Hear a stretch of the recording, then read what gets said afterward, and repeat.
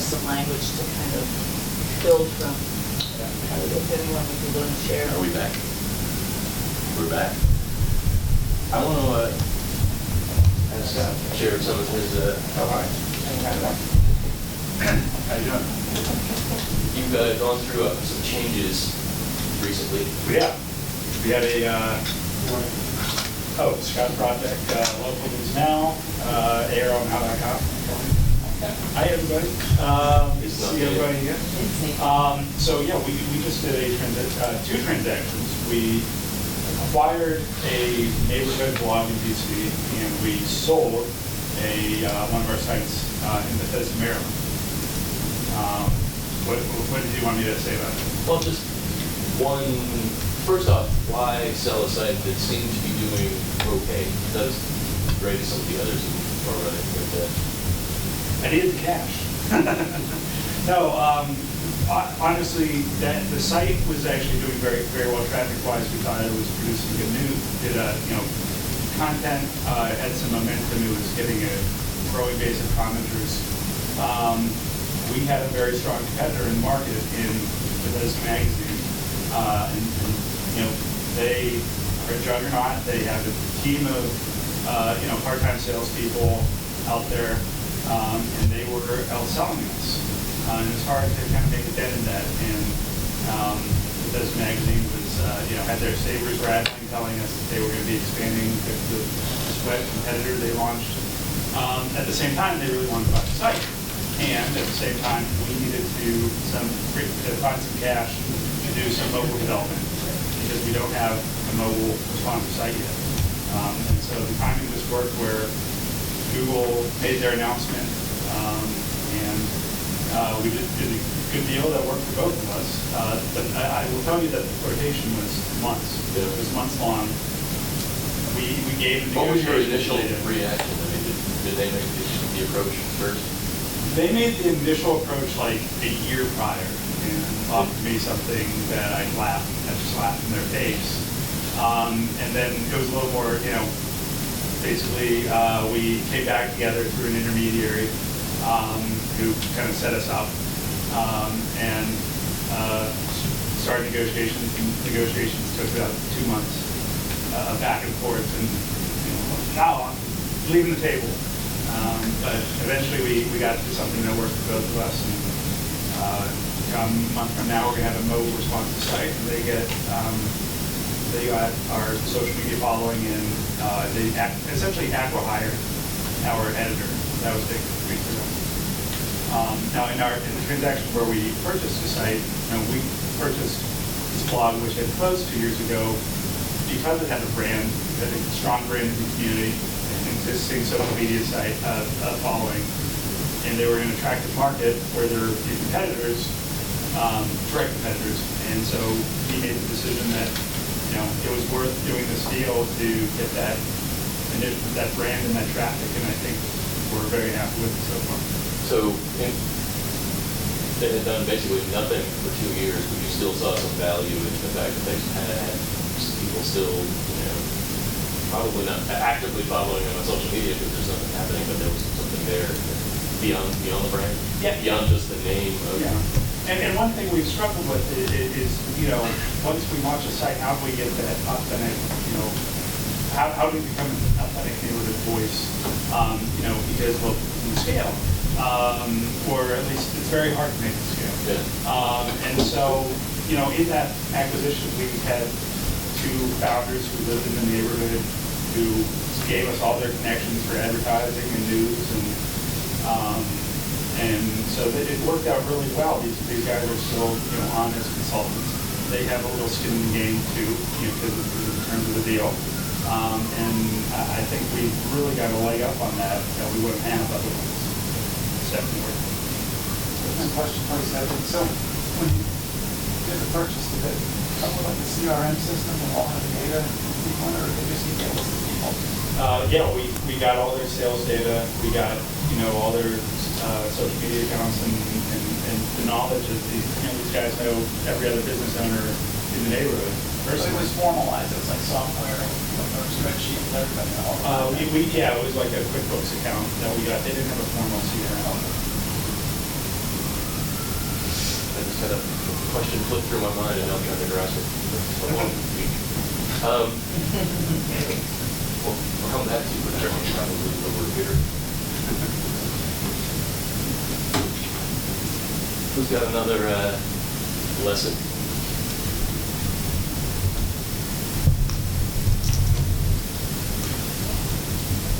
Just want to follow up on some of the things you're talking about salespeople and things like that, and plans. You mentioned CRM. I don't know how many people are running CRMs, but you've got to be running a CRM. Because salespeople have to be putting your information into a CRM. You have to be looking at a leaderboard, how people are performing, how many people they're seeing, notes of who they're talking to. We look at that every day for our salespeople, and there are lots of connections that I have in the marketplace that I can help them get through. So I'm stuck with this person. Why don't the boss here connect you, or like I said, the meeting, take you out. I mean, they have to manage it. What's that? Which one do you use? It's built into our platform. We build it. It's like a mini version of Salesforce, but it's tied in. It integrates with the business directory. It integrates with billing. The other thing you need, you have to run a billing system. You can't just generate invoice here or there. You talk about recurring revenue. Our whole business is recurring revenue. Everything that we do, from display advertising. I mean, yes, we have people that will come do it once a month, but it's all about getting people in the market. It's annual. It renews, month to month, year to year, and so you just keep taking it forward and going with that. But again, you have to know when those things renew, and then your salespeople are out servicing those customers. And then on the sales plan, you just talk about how to pay them. All of our salespeople are employees with benefits. And you talk about, pay people straight commission. Well, ultimately, I want to pay them straight commission. Ultimately, on my cost of sales, maybe 15 or 20% or whatever that is. What we came up with was the takedown plan. So they start at a base, and I have a spreadsheet that lays it all out. The number that they're going to start at, and the number that they're going to take down to over 2 years or 3 years, and it runs the ramp. So by the end of 2 years or 3 years, they're at $5,000 base, and their benefits, and then the rest of it's all commission. So our goal is that they're performing, they're going to be $100,000 a year. But if they're really performing, we make more than that. I have a part-time mom who works 20 hours a week. She's making like $90,000 a year. So, and servicing her clients. She's got a base of clients that she serves. But again, everything's got to go into the CRM so you can see it and you can manage it. Can you hold the love about 4 inches away so you don't pop it? Sorry. So on recurring campaigns and recurring clients and stuff like that, are you tracking conversions to them? I mean, we track impressions and clicks, but we're not tracking the actual sales we have. So we want them running Google Analytics. We want all of our clients running Google Analytics. If they're not running, we'll set it up and help them get installed on our site because we know we perform. We also are helping them set up goal tracking. In some cases, we'll have to help them set up goal tracking phone numbers. We'll sell continual improvement programs, which we talk about SEO, but it's a program to help them from their digital perspective. They're here. How do they keep getting better over time? Anything we can do to help them grow their business, and they see us as an advocate, so we're an advocate.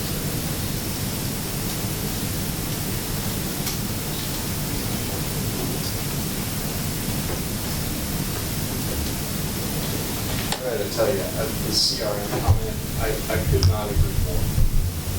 It is absolutely critical if you're going to have salespeople that you have visibility into their activity. And it doesn't mean that I grew up in sales. It doesn't mean that salespeople are lazy or bad.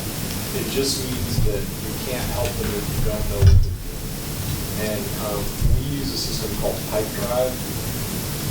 And I would recommend that if you don't have a CRM, it's a really great, intuitive, easy CRM. It integrates seamlessly with Google Docs. So if you're on Google for your email and that sort of stuff, it locks right in. Salespeople like it. It's the only CRM I've ever seen that salespeople like to use. And they do use it. It gives you total visibility into activity, and you would not even believe it. It's like a light switch. I mean, when you go from an Excel spreadsheet to an actual CRM system, it's like a light switch in terms of your ability to manage sales and understand what's happening. If you're not doing it, do yourself a favor, because we didn't have it at first, and it was a bloody nightmare. And as soon as we put it back, as soon as we put it in, the salespeople resisted it for about a month, and then we really worked hard to make it not about Big Brother, but to make it about you make more money if you're paying attention. And as soon as they started to close deals and see that like this was happening and they're moving the pieces across the board, like I can't get them to stop using it. You know, if I took it away, they'd riot because it's like their organizational tool. And, we even took it so far as we adapted it to use in our newsroom to track stories. So our whole newsroom now uses Pipedrive, which is a sales CRM, to track story production, story leads. They catalog all their story leads that are sort of circling the airport. They use it just like you would use a lead, just like you would use as a approach lead for sales. And then they track story production and deadlines using Pipedrive. They just adapted it. So it's paid for it. yeah, and it's a per head license, and literally for the whole company, we pay $135 a month. And we give, that's for every single person in the company is a user. And it's $135 a month for all of those users, and it comes with an app. So all that information is on the phone, as well as either tablets or devices or apps. So. Is your contracting and inventory and all that in your CRM? You can, because it integrates, they've done a nice job with Pipedrive of integrating with a bunch of different, like you can have electronic signatures, you can do inventory, you can do, I think they even link in with some billing systems. We haven't gone that far, but yeah, you can go pretty deep.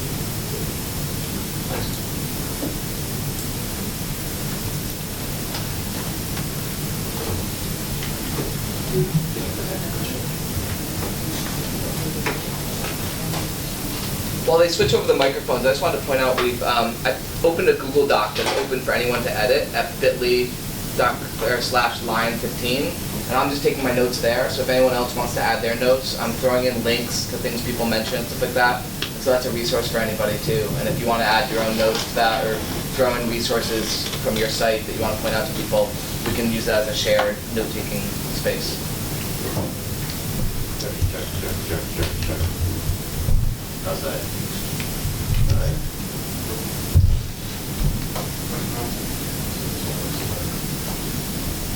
We've got time for maybe 2 more quick tips.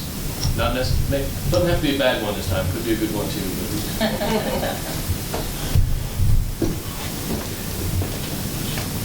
Just wanted to go back to the question regarding trying new things and hiring and firing. Coming from the IT world, we have immersed ourselves in what's called lean methodology, where you try lots of things and you see what works, and then you test it and you measure it, and then you double down on the things that do work. If you look at what Google does, they kill lots of products every year, in fact every quarter, and they do an inventory of everything they're running, and they see which ones have traction and which ones don't. And when they kill something, there's generally a lot of, there's a small, very loyal group of people that are really pissed, and they'll do, campaigns and everything else. But usually 3 months after that, it's all died down. People have found an alternative, and all's good. So, the fact is you can only concentrate on so many things at once. And the only way you're going to know if something works is to try it, especially, and it's so cheap these days to put stuff out there and try it, especially online. So it's been a little bit of culture shock for me as I've talked with publishers, and I've noticed a lot of reluctance to try new things because they're afraid how it's going to impact their existing base of customers. And I think along the lines of some of the things you were saying, I don't suggest to people that they should be crazy if they're not crazy people. You have to have the right personality. If you're not a crazy personality, trying to be crazy isn't going to work. But trying something new and measuring it, and then doubling down on the things that work, I think, all the IT companies are doing it, and the ones that really are successful are the ones that do it really well. And I don't see any reason why, publishers can't do the same thing. You have to be open to trying something and knowing that it's likely going to fail. Most of the things Google does and these IT companies do, most of them fail, right? You just don't know about it because they kill it pretty quickly, and then they double down on the things that work. In terms of hiring, One thing that we've done that's been really successful is, well, first off, our philosophy is hire slow and fire fast. It's hard to do because the fire fast part, even I have trouble with. But the fact is, the minute you have a gut feeling that someone isn't a good fit, chances are they're not. And the longer you do it, the longer you stay with them to try to rehabilitate, it just gets worse. I'm very familiar with that. As am I. You resemble everyone? It's happened. So we actually hire slow. We'll go through a lengthier interview process. We do some of the similar things that was brought up before. We'll bring them in and have them meet with the whole team. The other thing we started doing, which has worked out nicely, is we actually try, if we can, to hire someone like on a monthly contract. So we'll actually bring them in for a month as a consultant, just to work with us and see how they work over the month. Because then you're actually getting real work product. You're paying them for that work product, and you see how they interact with the team. And if everybody likes everybody after the month, then we offer them a formal employment agreement. So just one tip. And I saw I'm in over here.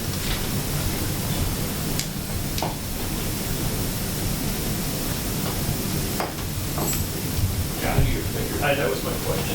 You don't want to know. Yeah, so I know we talked a lot earlier, but I wanted to give you one that will make some money if you're not doing it already. So we do sponsored content. One of the sponsored content pieces we do is just listed this week, which is homes that in our area that have just been listed in the audience. But we work with a realtor, and instead of linking to Trulia or our real estate section, we link back to their to the home listing on their site, so we're sending them traffic. Now, the past, up until last month, we didn't really know how much, so this is kind of two-parter. Up until last month, we didn't know how much traffic it was really generating. We were saying that, the article itself was generating maybe 500 page views a month every time it's published. But of course, people see it on the homepage. So we signed up with a company called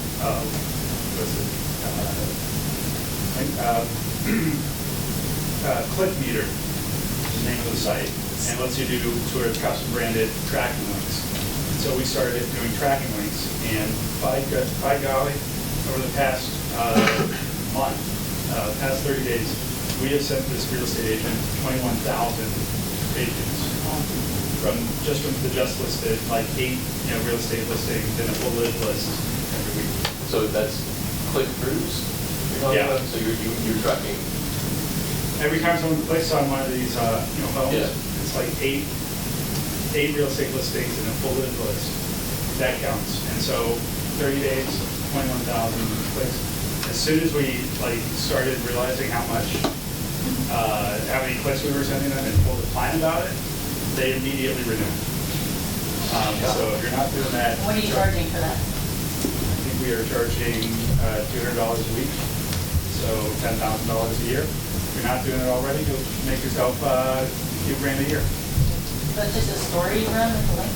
Just an article, and they do like one introductory paragraph with there were X number of new homes in the market this week, basically talking about the real estate market. Paragraph. But it's super simple, easy for us to do, easy for them to do, and they love it. How do you communicate this on a weekly basis? Like send you an email with each other or? So Click Meter allows you to. The actual getting that story into your system. They send us the list. And you do with the Just separate copy one? and paste. A separate one for each site? Or are you running it across all your sites? We have been just doing it for Arlington, and now we are certainly going to do it for every site, now that we know how effective it is. Cool. Thank you. I have a related question to that. Do you have if that's one real estate agent, is there any sort of problem that you see or opportunity that you see where you're going to have other real estate agents that compete with that one that are going to say, hey, I heard this worked really good, I want to do it too? Do you have a thought process on how you're going to deal with that guy's competitor who also wants to do that? Well, it's great because real estate agents love fighting each other over territory. And the real estate agents who don't have it don't like to see them have it, which is great for us. But we have multiple real estate products, so we have the just listed, we have an open house, we have a just sold, and then we have a sort of column that a real estate agent writes. So those are 4 different things. We could pretty much plan out the entire week, 1 real estate thing per week. We found that display advertising just is so-so in terms of, the branding effect for advertisers, for the real estate advertisers, but they love the content because, the column is a great branding thing, and all the other three things I mentioned, just sold, just listed, and open houses, sends a fire hose of traffic to their sites, which they love. Thanks. Well, now I'm seeing a whole lot of hands, and we're pretty much out of time for this session. That's how that generally works with you. There's a reason I didn't do this at the top, because I knew a few more people were going to trickle in. I'd just like to go around the room real quick, and everybody just introduce yourself, say who you're with. And so I'm Dylan Smith, in addition to being part of the Lion board, and we've got a really great turnout from the board here. Guys, raise your hands. And these are the folks who really do all the heavy lifting, including running the camera, making sure that we're recording all this for posterity. But my main focus is, of course, my TucsonSentinel.com. That's the site that I found. So what's all this? Ed Whitcock from the Lowdown. Chairman Rice from the Lowdown. Pass the mic again. My name is Joe Beck, and I'm with Radio Newark. Doug Rainey with the Delaware Business Stadium. My name is Kelly Gilfillan. I'm owner of Homepage Media Group. And say where are you from? Oh, Nashville, Tennessee. Not everybody knows. Brentwood, Tennessee, which is south of Nashville. We have 4 sites in the county, Wayne County. Doug Hardy, my wife and I run ctnewsjunk.com, political website. Hi, my name is Steve Beatty. I'm the editor at The Lens, a nonprofit investigative news site in New Orleans. I'm Rose Hogan. I run North Carolina Health News. I'm Ken Cashcrown with Broad Street from New Jersey. Mr. Bigger. Hi, Kenny. Hey, how you doing, Bob? I'm Charlotte Ann Lucas with Nowcast SA and public television on the internet in San Antonio. I'm Scott Barnett from Busyhood in beautiful Asbury Park, New Jersey. I'm Andrew Springer. I work for ABC News, but I'm not here on behalf of Walt Disney Company. I'm just inspired by your great work. I'm originally from West Virginia, but I live in Williamsburg, across the road from you. John Moten, local news at North Shore, Massachusetts. Jay Allred with Richland Source in Mansfield, Ohio. We're about halfway between Cleveland and Columbus. My name is Scott Gatchell. I'm a technology partner from Mobley. I'm a technology partner of Jay at Richland Source. I split my time between Columbus and an office in Silicon Valley. Hi, I'm Mike Rispoli. I'm with Free Press, and I'm working on a project in New Jersey about connecting local news and communities together to work on collaborations and deeper engagement. Hello, Josh Stearns from the Geraldine R. Dodge Foundation in New Jersey.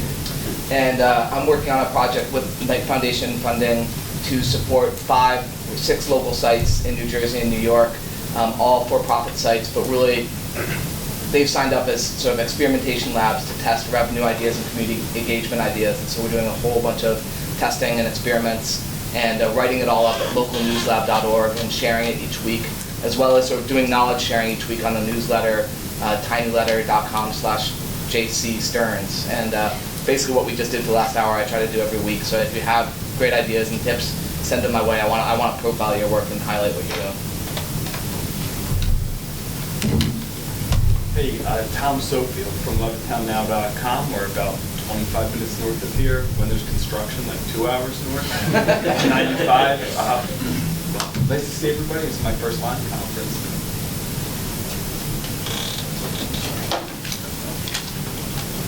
Steve Warden from Radio Newark, which is a science radio station, but we're considering doing an online version.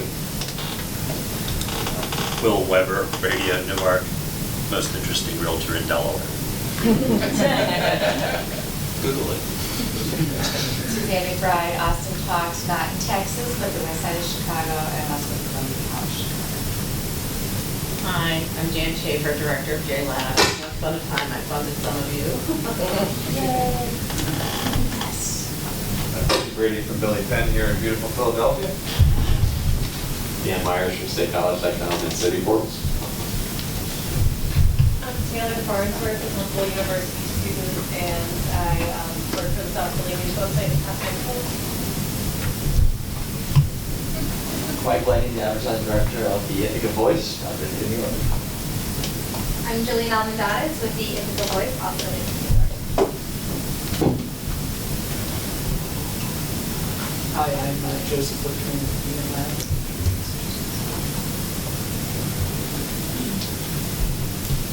I'm Lily Buck, LittleSteelNews.com in Lancaster County. I'm writing the whole paper and selling ads and doing everything myself.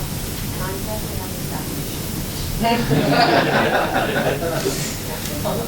Hi, I'm Michelle Rosen from Baltimore, Maryland, and I'm here to find out if I'm crazy and or brave enough to deal with that soon. Good luck.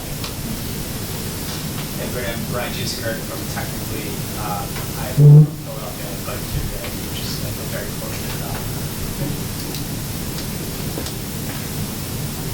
Hi, Maria Coxon-Smith, TucsonCentral.com. I'm also Dylan's wife and general partner and friend. She's the boss.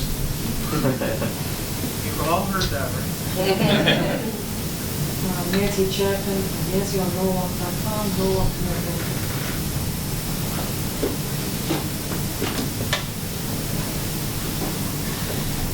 Just giving this a row.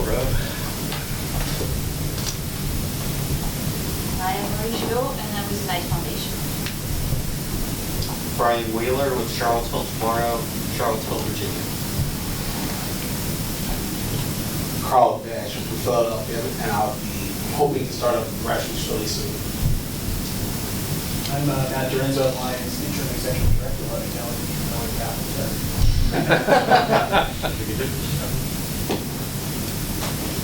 Scott Broadbeck, Local News Now, Northern Virginia and Washington, D.C. So let's take about a 10-minute break. You can grab some coffee.